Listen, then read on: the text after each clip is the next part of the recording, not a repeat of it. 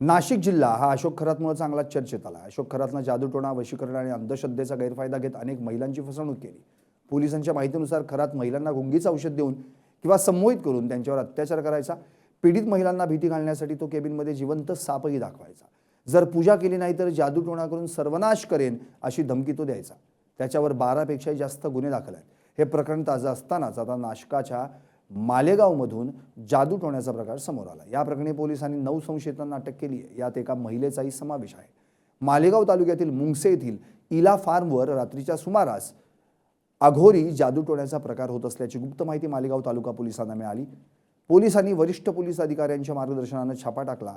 तिथं जादूटोण्याचा प्रकार आढळून आला। त्याच ठिकाणी असलेल्या संशयित 9 जणांना पोलिसांनी अटक केली।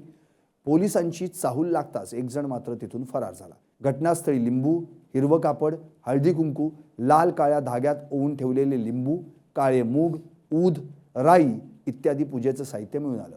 हे सर्व संशयित मालेगाव, कलेक्टर पट्टा, मुंगसे, नाशिक, पुणे, नांदगाव येथील आहे। योगेश देवरे, इब्राहिम शेख, अरुण इंगळे, सुखदेव मोरे, साहेबराव निकम, पिंपराळे, अशोक रायते, राजेंद्र लोले, ऋषभ चव्हाण अशी आरोपींची नावं आहेत। एका महिलेलाही या प्रकरणी अटक करण्यात आली आहे। ही महिला नाशिकमधीलच आहे। त्यांच्यावर अघोरी प्रथा, जादूटोणा प्रतिबंधक कायदा अंतर्गत गुन्हा दाखल करण्यात आला आहे।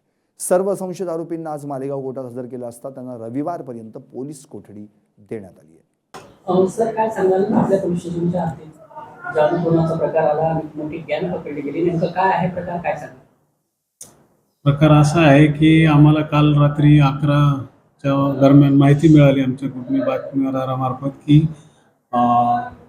इला फार्म म्हणून मुंगसे गावाच्या हद्दीत एक फार्म हाऊस आहे आणि त्या फार्म हाऊसवर काही लोक जादूटोणा करत आहे।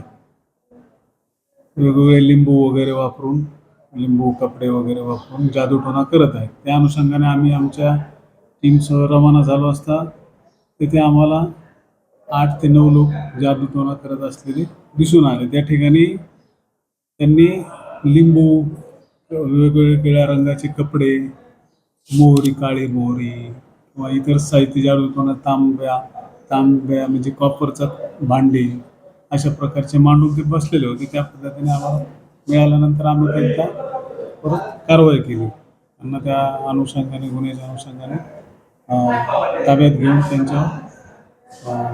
त्यांच्यावर जादूटोणा अघोरी विद्येच्या अनुषंगाने जो अधिनियम आहे 213चा त्या कलम 3 नुसार गुन्हा दाखल केलेला आहे तालुका पोलीस स्टेशनवर। किती आरोपी?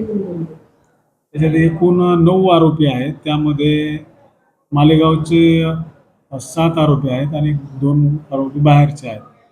अशा पद्धतीने त्यामध्ये 7 अटक आहेत। एक महिला असल्यामुळं हे केलेले एक फरार आहे।